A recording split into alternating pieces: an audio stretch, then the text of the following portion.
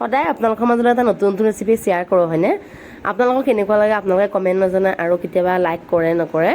এনেকুৱা মাজতো মই কিন্তু মোৰ ভিডিঅ'বোৰ আপোনালোকক আপলোড দিয়ে থাকোঁ আৰু ৰেচিপিবোৰ অকণমান টান হ'লেও আপোনালোকে জনাব মই বুজাই দিবলৈ চেষ্টা কৰিম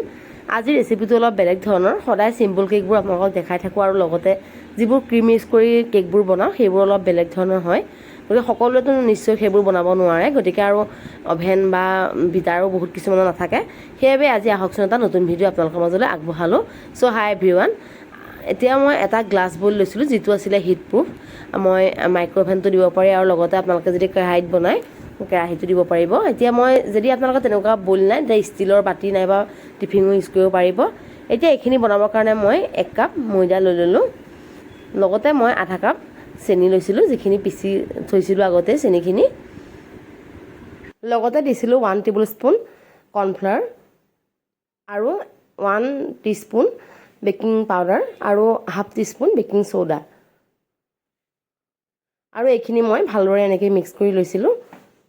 এতিয়া মই হোমমেড বাটাৰ মিল্ক যিটো হয় সেইটো মই ইউজ কৰিছোঁ এতিয়া মই অলপ গাখীৰ যিখিনি মই অকণমান ঠাণ্ডা হ'ব দিছিলোঁ মানে ধৰক আঙুলিটো আপোনালোকে দি চাব যাতে চুব পাৰি তেনেকুৱা হোৱাৰ পাছত ভিনেগাৰ 1 চামুচ মই দি দিলোঁ 1 টিস্পুন দিছিলোঁ মেজাৰমেণ্টৰ জোখটো কিন্তু বহুত প্ৰয়োজন হয় কেকত আৰু লগতে এতিয়া মই যিখিনি মই মিক্স কৰি লৈছিলোঁ যিখিনি প্ৰিমিক্স আছিলে এইখিনি মই ভালদৰে চালি ল'ম কেকটোৰ ভিতৰতো গতিকে সেইবাবে আপোনালোকে 3-4 বাৰ পাৰিলে 3-4 বাৰ চালিব এতিয়া মোৰ এইখিনি মিক্স হৈ গৈছে এইখিনি মই হাফ কেজি কেকৰ কাৰণে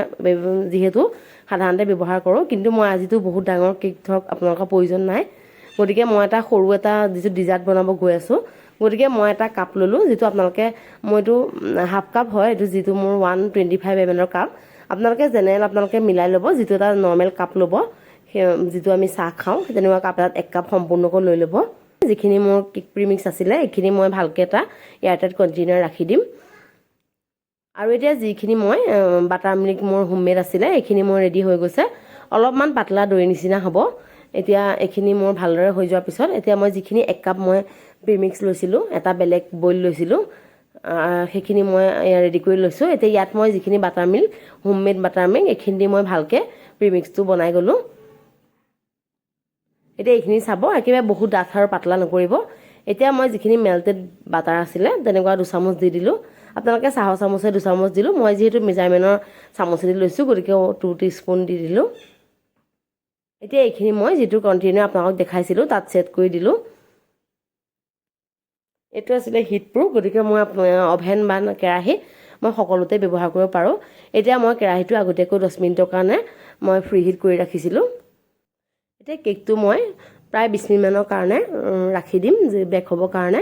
এতিয়া কেৰাহীতে মই আজি কেকটো আপোনালোকক বনাই দেখুৱাম যিহেতু সকলোৰে অভেন বা অটিজি নাথাকে গতিকে এয়া চাওক মই আপোনালোকক দেখুৱালোঁ 20 মিনিটত কিমান ধুনীয়া কালাৰ হৈ গৈছে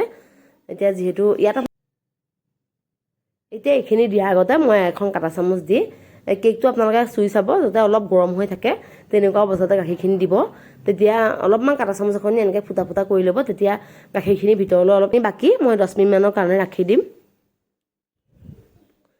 এয়া চাওক 10 মিনিটৰ পাছত গাখীৰখিনি কেনেকৈ স্পঞ্জটো এবজৰ্ব হৈ গ'ল গতিকে সেইবাবে মই আপোনালোকক কৈছোঁ অকণ গৰম থাকোঁতেই কেকটোত এনেকৈ দি দিব এতিয়া এয়া চাওক অলপমান চেনি মই মেল্ট কৰি ল'ম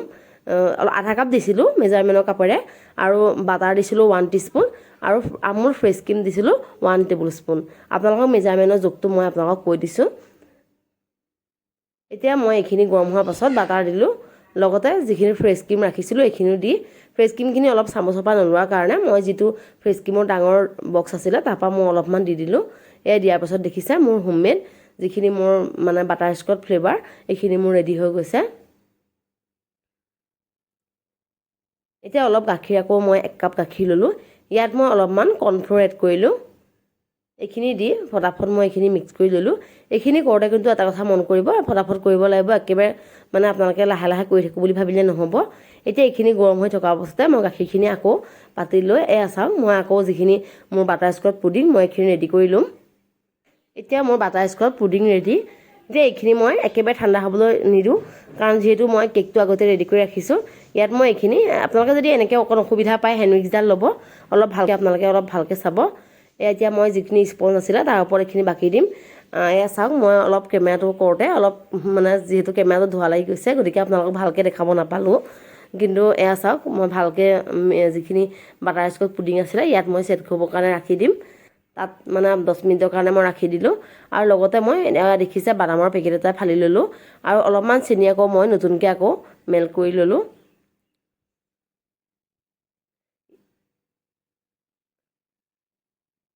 এতিয়া মোৰ এইখিনিও ৰেডি হৈ গৈছে,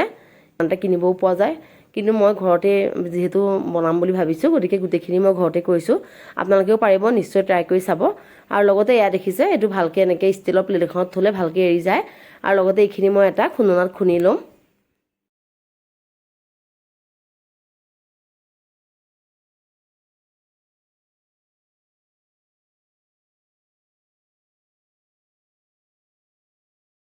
এইখিনি ৰেডি হোৱাৰ পিছত এতিয়া মই যিটো ডিজাৰ্ট মই ৰেডি কৰি ৰাখিছিলোঁ এইখিনি ঠাণ্ডা হ'বৰ কাৰণে মই ৰাখি দিছিলোঁ। এইখিনি ভালকৈ ঠাণ্ডা হৈ ছেট হৈ গৈছে, গতিকে এইখিনি মই ইয়াৰ ওপৰত গাৰ্নিচিং কৰি এটা ভাল লগা লুক দিবলৈ চেষ্টা কৰিলোঁ।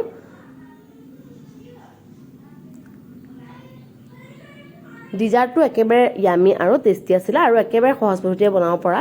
যিহেতু হোমমেড আছিলে, বহুত টেষ্টি হয়। আৰু এনেকুৱাকৈ নিশ্চয় বনাই চাব আৰু লগতে কেনেকুৱা হ'ল জনাবলৈ নাপাহৰিব। আৰু মোৰ ভিডিঅ'টো যদি অকণমানো ইউজফুল বুলি ভাবে তেতিয়াহ'লে লাইক, কমেণ্ট আৰু শ্বেয়াৰ কৰিব। আৰু লগত খালেই মুখতে পমি যায় এনেকুৱা নিচিনা হৈছে ডিজাৰ্টটো। আপোনালোকে নিশ্চয় এবাৰ ট্ৰাই কৰি চাব। আৰু মোৰ ভিডিঅ'টো যদি অলপো হেল্পফুল বুলি ভাবে লাইক, কমেণ্ট আৰু শ্বেয়াৰ কৰিব। আৰু এনেকুৱা বহুত ৰেচিপি লৈ মই আপোনালোকৰ মাজলৈ আকৌ আহিম। আজিলৈ ইমানেই আছিলে, বাই।